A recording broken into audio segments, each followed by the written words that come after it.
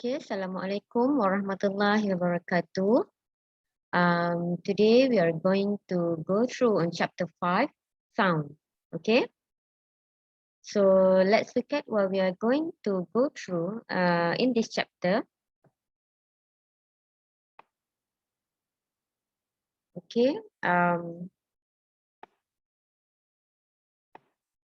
multimedia system sound, digital audio, MIDI, audio file format, adding sound to multimedia project and production tips.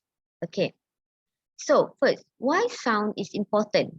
Okay, kenapa pentingnya sound ni when we want to develop a multimedia production or multimedia project? Okay, first to set the mood. Okay, just imagine kalau kita punya video contohnya ataupun our multimedia presentation has no sound. Okay, so macam orang boring kan, bosan. So to set the mood, okay. Even if we have contohnya background music, okay, for example background music, a lively, so nampaklah kita punya presentation tu more lively, contoh macam tu, okay, happy, sad, okay, so that's why we use sound, okay, to set the mood, to catch the interest of the audience. Ini balik sebenarnya pada boring tadi tu, okay, macam kita rasa macam lame presentation without sound. So that's why sound is important in our project. And then to alert the audience. Okay. So sounds ni including narrative, including background music. Okay. Any sound. And then to include narration. Okay. Narrative lah, cakap. Macam mana yang madam cakap sekarang ni using this slide. Okay. And then madam cakap. Okay. So to include narration. Okay, that's why sound is important in our project basically. And then how sound is produced. Okay, so vibration in the air create waves of pressure that are perceived as sound. So sound is actually the vibration in the air that create wave of pressure. Okay, ada getaran. Okay, and then this vibration are passed on from one air molecule to another and eventually reach our ears. So getaran tadilah yang berada, yang akhirnya akan masuk ke telinga kita, genan telinga kita, frekuensi tu kan. And then our ears then relay the vibration to our brain which process them and thus we hear sound. Okay, apa yang proses? Our brain, otak kita lah. Okay. Basically sound waves vary in, first is amplitude which is sound pressure level. Okay, amplitude ni loudness lah. Okay, loudness, kuat, perlahan. Okay, amplitude. So sound wave, sound pressure level. Okay, kita dengar kuat kan? Okay, and then the second one is frequency or pitch. Okay, frequency or pitch ni maksudnya tinggi rendah lah. And then dia punya, kalau kita kata frekuensi kekerapan. Okay, berapa banyak sampel tu. Alright, diambil. And then let's look at this. So kalau kita tengok sini, kalau kita kata amplitude tinggi, lepas tu pitch dia, frekuensi dia kerap, so kita dengar suara yang sangat nyaring dan jelas. Okay. Alright. So acoustic is the branch of physics that studies sound. So kalau ada orang nak ambil satu bidang yang betul-betul studies on sound, dia akan berada dalam bidang akustik lah. Okay. So kalau kita dengar akustik ni, kalau orang main music kan, with alatan sahaja, betul, akustik. Okay. So sound pressure level, which is the amplitude, or kita katakan sebagai loudness, okay, are measured in decibels. So this is the decibel range, okay, the amplitude range. So kalau kita tengok dekat library, quite ada noise sikit lah kan, 30, tak berapa dengar, macam whispering, macam berbisik-bisik je, okay. And then kalau up to drill, chainsaw, tengok sangat tinggi, which is not good to our ears sebenarnya, okay. tak bagus kepada sound system telinga kita. Boleh merosakkan lah sebenarnya kalau kita kerap sangat. That's why kalau kita tengok jet at 120, kalau kita dekat airport, the I tak tahu siapa signal, the signal person tu yang macam kan yang jaga dekat airport tu bila kapal terbang nak berhenti tu, okay, that one dia pakai apa? Macam headphone tu kan. So tu basically untuk lindung, untuk kedap bunyi. Okay, bahaya pada pendengaran kita. So let's look at this noise level ni. NIOSH recommended exposure limit up to 85 only. Okay. Sebab tu kalau macam baby tak ataupun kanak-kanak, okay, small kids, they are not recommended to go to cinema. Sebab apa? Because of the sound, the loudness tu kuat sangat. Okay. Level of sound pressure level or in decibel ni for cinema adalah tinggi. Okay. Itu tak sesuai for the small kids. Even for us pun sebenarnya kurang sesuai. Okay. And then so multimedia sound. System sounds are assigned to various system events such as startup and warnings among others. Kalau kita pernah dengar, kalau kita for example our PC, right? If you have an error, kalau ada masalah pada masa kita nak start up the PC, dia akan bunyi kan? So basically ataupun kita katakan dia sebagai warning sound lah, right? Warning sound. Okay? So basically there are different sound based on different system. Okay. And then Macintosh provides several system sound options such as Class, Indigo, Loud. Itu yang dia memang ada. Okay. Custom made lah for Macintosh. Memang dia ada their own sound. Okay.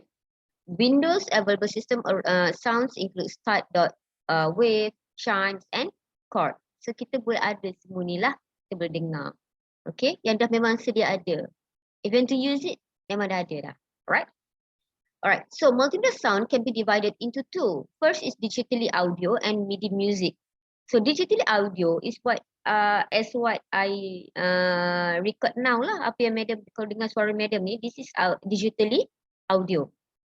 Okay, so record suara, okay, my voice now, okay, using the sound card at my laptop, and then dia akan convert into binary masuk dalam sistem. Okay, dalam computer system. While for MIDI music, MIDI refers to musical instrumental digital interface, meaning that sound yang didapat tu comes from the musical instrument. Okay, dia sambungkan terus musical instrument. Okay, so kalau suara madam sekarang ni, macam kita bercakap ni, okay, ini adalah digital audio. Okay, digitally audio. Alright, okay. Digital audio is the actual representation of sound, so stored in the form of sample. So kalau kita buka sekarang ni, for example, you use Audition, okay, Adobe Audition or Audacity, for example, okay, you boleh nampak this. Kalau kita tengok kat sini, you boleh nampak kind of this lah sebenarnya. Sorry. Sekejap you boleh nampak frekuensi macam ni lah, ada amplitude. Okay. So this one, kita akan nampak macam ni. Okay. So form of sample. This is what we call as sample signal. So samples represent the amplitude, okay, or loudness or volume, okay, of the sound at a discrete point in time. So kita akan nampak macam ada banyak. Kalau kita punya pitching tu tinggi, okay, suara tu kuat, kita dengar, so dia akan naik. Okay, compared kalau ni, okay, mungkin kurang. Okay. So ini amplitude dia. Okay, loudness dia. Maksudnya lagi kuat suara kita, lagi tinggi. Right? So sample. So quality of digital recording, okay, depends on first is sampling rate. or frequency. Okay, sampling rate yang kita kata dekat sini tadi lah. Okay, so this is frequency. And then this is amplitude. Okay, so sampling rate. How often the sample are taken? So lagi tinggi sampling rate, lagi jelas. Okay, lagi berkualiti kita punya digital recording kita tu. Alright. And then sample size. Okay, sample size is calculated in bit depth lah. Bit, berapa bit yang digunakan. So how many numbers are used to represent the value of each sample? Meaning that, for example, for CD quality, so or recording quality, we have 3 types of sampling frequencies. Okay, 44.1 kilohertz, 22.05 kilohertz, and 11.025 kilohertz. These common three sampling frequencies.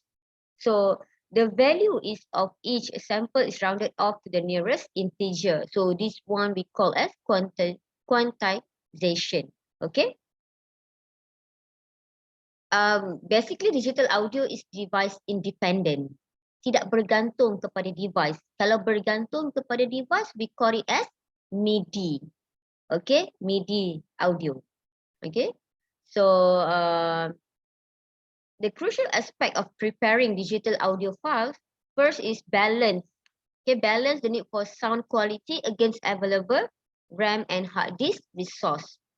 Maksudnya storage kena kalau kita nak yang paling bagus, kita kena make sure that ada balance lah in between a RAM, okay, and hard disk resource. Okay. The second one is setting appropriate recording levels. You nak set dia to apa? Berapa? 11, 44 for example. Okay, so setting appropriate recording levels to get a high quality and clean recording, right? Okay, so between digital audio, we have 2 types, monophonic or stereophonic. Okay, so monophonic commonly called as mono sound. This early sound system use a single channel of audio for sound output. Kalau zaman dulu, okay, zaman handphone baru mula-mula dikeluarkan, they use this monophonic sound. Okay, they use this monophonic sound, mono. Okay, dengar macam very basic sound output macam tu. Okay, kalau kata ringtone tu, very clear kita dengar satu je. Okay, so basically mono is sound from a single source, and all speakers in a mono system will carry the same signal. Okay, like an intercom. Macam you dengar intercom, yes. Okay, intercom. So monophonic. So stereophonic. This stereophonic sound divide across 2 channel. So maksudnya kalau kita letak this monophonic sound dalam kita punya track, okay, timeline track kita untuk sound software, dia akan ada satu je. Okay, ni sampel dia lah. Okay, satu je. Okay, tapi kalau you letakkan stereophonic ni, you nak edit dalam audio software, okay, sound software, you akan nampak ada 2 track. Dia ada 2 channel. Okay, 2 channel. Okay, 1. And then 2. Tak jadi sangat frekuensi macam kan. Okay, ada 2. So 2 tracks. Compact tu monophonic, output dia memang satu je. But compact to stereophonic, bila you letakkan dia nak edit dia akan jadi 2 track. Okay. And then stereophonic is sound from 2 sources, ideally spaced apart, and reproduce sound the way we hear it naturally with 2 ears. So kalau macam sekarang kita bercakap, kalau madam letakkan this recording sound dekat dalam Audition or Audacity for example, they can keluar 2 tracks. Okay, stereophonic. So let's look at this, calculating size. So size of a monophonic digital recording sampling rate times duration of recording in seconds times bit resolution divided by 8 times 1. So, if we have this, what will be size for a 10-second mono recording at 22.05 kHz 8-bit resolution? So, sampling rate dia berapa? Sampling rate dia adalah 22.05 kHz. Okay, so this is sampling rate. Okay, duration of recording in seconds. This is duration of recording. Okay, and bit resolution. This is bit resolution. Okay, divide by 8. Jangan lupa. So 22.05 kilohertz times 10 times in bracket 8 divided by 8 times 1. Okay, so kita akan dapat berapa tu? Okay, 220,500 bytes. Okay, macam mana nak tahu byte ke bit ke, kan? Tak tahu ni byte ke bit. So ingat 1 byte equal to 8 bits. So kilo bit dekat sini, okay, ini adalah bit. Okay, that's why bila dia dapatkan ni, dia dah kalikan lah. Kilobyte, sorry, kilobit pula. Kilobyte. Okay, where's my eraser? Okay, so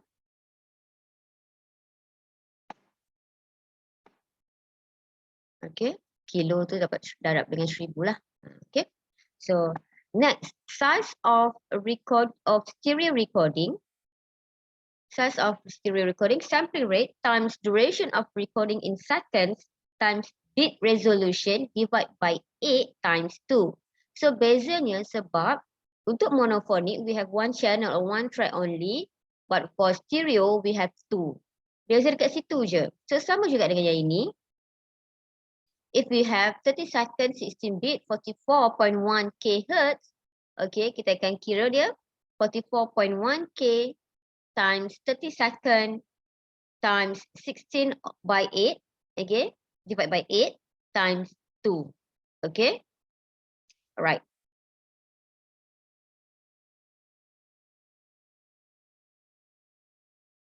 So kita akan dapat macam tu. Alright, so benar-benar you try lah nanti. So kalau ada calculation question, then you know, okay, how to calculate size of monophonic digital recording and size of stereo recording. Okay, so monophonic versus stereophonic.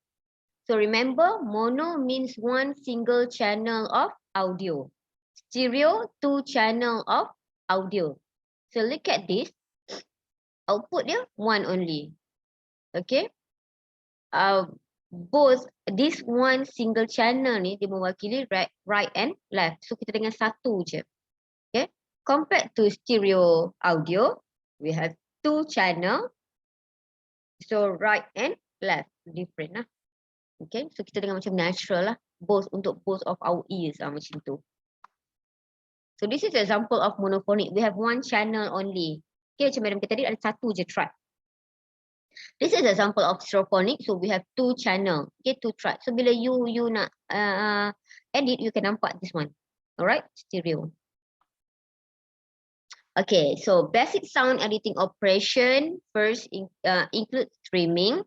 So what does it mean by trimming is we remove the dead air or blank space, okay, from the front of a recording and any unnecessary extra time.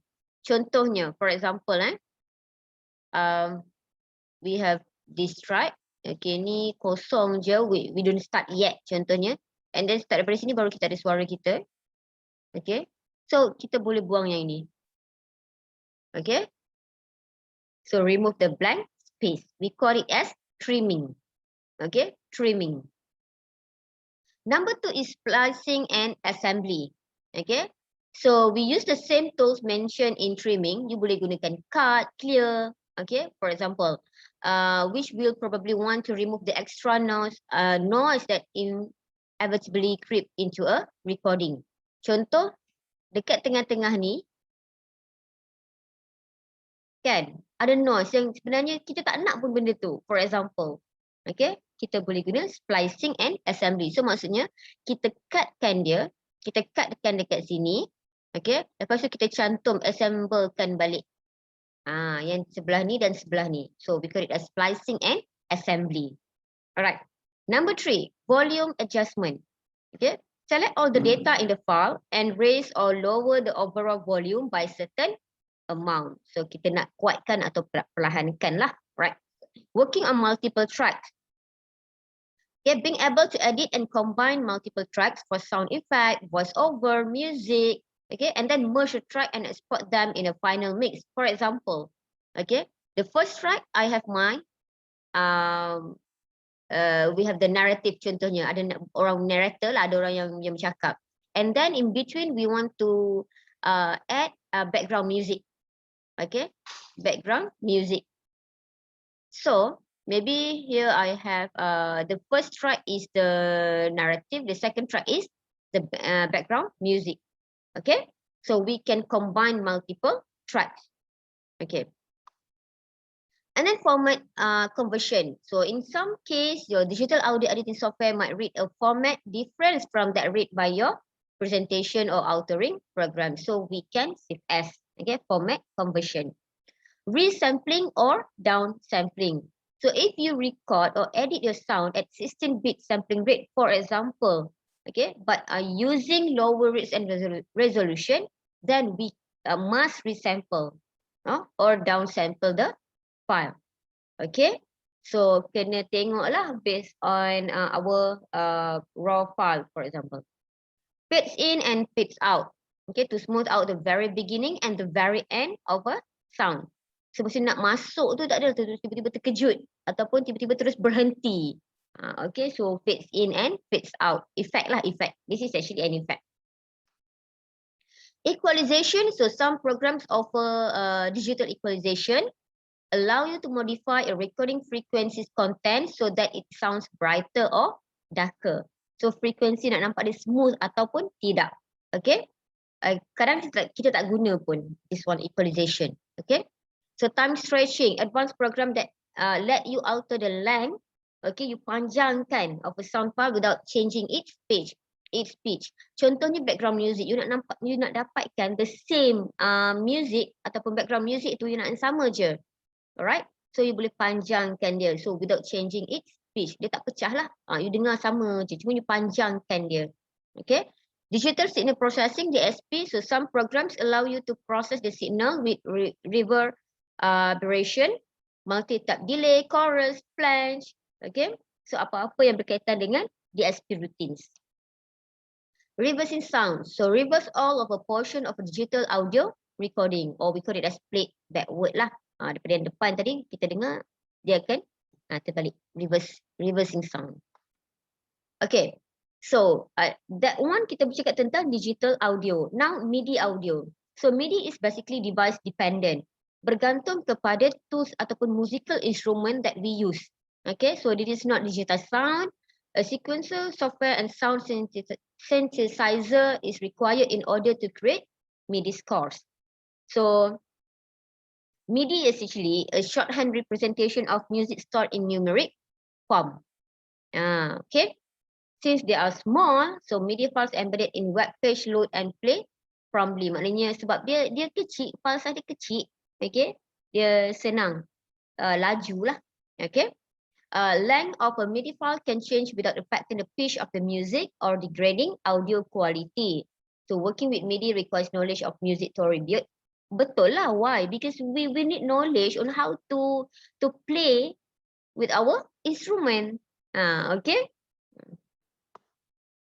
So MIDI versus digital audio. So MIDI is analogous to structured or vector graphic, smooth kan? And then kita tahu vector graphic pun dia punya file size dia small, compared to bitmap kan. That's why dia kata kat sini digital audio analog, the analogies to bitmap image. Lebih besar lah size dia. And then fine detail kan. Kalau you masih ingat lagi. And then MIDI is device dependent. File are smaller, much smaller. File sound better. Okay. Difficult to playback spoken dialogue. Okay. Betul lah sebab kita ambil music dia kan. MIDI does not have consistent playback quality, requires knowledge of music theory in order to run MIDI. Semua tu kita faham. Okay, sebab apa? Because this is instrument dependent. Okay. And then digital audio analogous to bitmap image. Why? Okay, this is device independent. File much more larger. Okay, compared to MIDI. Easy to playback spoken dialogue. Okay, audio provide digital audio provide consistent playback quality based on bergantung kepada apa yang kita recordkan lah. Okay, so now let's look at audio file format. Okay, Macintosh, Windows, CD-ROM, and linear pulse code modulation. Okay, so ada 4. Tengok sikit. Alright, so Macintosh provides several system sound options such as glass, indigo, and love. So this is embedded lah. Digital sound may be stored as data files, resources, or application. Okay, this is specific for Macintosh, AIFF or AIFC. Okay, for Windows format, okay, available sounds include start, .wave, chimes, and chord. Okay, digital sounds are usually stored as wave file. So kalau kita tengok selalunya .wav, itu adalah sound file. CD-ROM, extended architecture. The CD-ROM as a format enables several recording sessions to be placed on a single CDR. Okay, this. So dalam tu kita boleh ada few recording session in one single CDR. Linear pulse code modulation used for readbook audio data files on consumer grade music CD. So untuk audio ada satu standard dipanggil sebagai readbook audio. Okay. Alright, next, adding sound to multimedia project. Okay, what we need to know is first, file formats must be compatible with multimedia authoring software to being used so that we can use it, okay, along with delivery medium. So first, apa yang kita tahu? Dia punya compatibility of file formats. Okay, so file format compatible with multimedia authoring software. Itu yang pertama. Sound playback capabilities offered by end user system must be studied. So kita kena tahulah nanti orang nak main dekat mana. So selalunya banyak kali kan bila sebut tentang grafik ke apa-apa je, kita akan bercakap tentang cross platform. Okay. Sebab apa? Sebab kita nak penting untuk kita tahu the sound playback capabilities at the end user. Diorang guna apa? Guna Macintosh ke? Guna Windows ke? Okay. So selalunya kita gunakan cross platform lah. So type of sound, whether background music, special sound effect, or spoken dialogue must be decided. Okay, jenis apa ni? Okay, digital audio or MIDI should be selected on the basis of the location and time of use. Kita nak masukkan music ke? Kita nak bercakap ke? Nak buat voice over ke? Okay, so we need to determine or should select. Okay, so production tips. Okay, recording an expensive media rather than directly to disk prevent the hard disk from being overloaded with unnecessary data. Tak adalah yang mengarut tu masuk sekali, right? And then the equipment and standard use for the project must be in accordance with the requirement. If you need the music direct from the instrument, then you should use MIDI. Kalau kita nak buat voice over, we should use digital audio, for example. So kita nak gunakan apa? You want to use the external microphone? Do we need it? Perlu tak? Boom? Tahu tak boom tu apa? Boom tu satu yang mic yang selalu guna dalam production tu. Yang besar kan, yang hitam tu. Boom. Perlu tak, for example? Okay. It is vital to maintain a high quality database that stores the original sound material. Janganlah bila kita record video contohnya, sangat perlahan, jelas tak jelas je. Nanti it is difficult for you when you want to do the sound editing. Okay? And then sound and image synchronization must be tested at regular intervals. Kalau you ada nak buat video, for example, you ada sound and you ada image. Okay? Kena synchronize lah. Okay? Janganlah sound macam kita sudah dengar macam cakap, muka suara keluar lambat, suara keluar cepat. Tak nak macam tu. Okay? So the speed at which most animation and computer-based video plays depends on the user's CPU. Kena ingat lah. Sound frame requirements as well as the user's playback setup must be evaluated. So kita punya output tu nak dalam apa, tu kita kena tahu juga. Okay?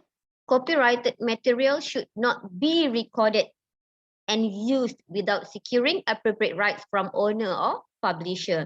That's why if you want to upload your video, for example, in media social, for example YouTube, you kena make sure that you tak gunakan any copyright song, contohnya as background music. Sebab apa? You boleh kena saman. Okay, this is true. Okay, so kena ingat benda-benda yang macam ni. Kalau just an assignment privately sent to your lecturer, okay lah kan. Tapi kena ingat, kalau you nak go to commercial, tak boleh. You need to consider this. Okay, copyright material should not be recorded or used without securing appropriate rights from owner or publisher. Kalau diorang dapat, tak ada masalah. That's why sometimes diorang pay for royalty kan, bayar. Okay, to use the song in their project. Okay, in their movie, for example, bayar. Okay, last. A river cuts through rock not because of its power, but because of its persistence. Sentiasa ada. Kan, sentiasa lalu. Itu sentiasa lalu. Okay. So that's all for chapter 5, sound. If you have any question, kindly ask me. Okay. So thank you so much. Assalamualaikum warahmatullahi wabarakatuh.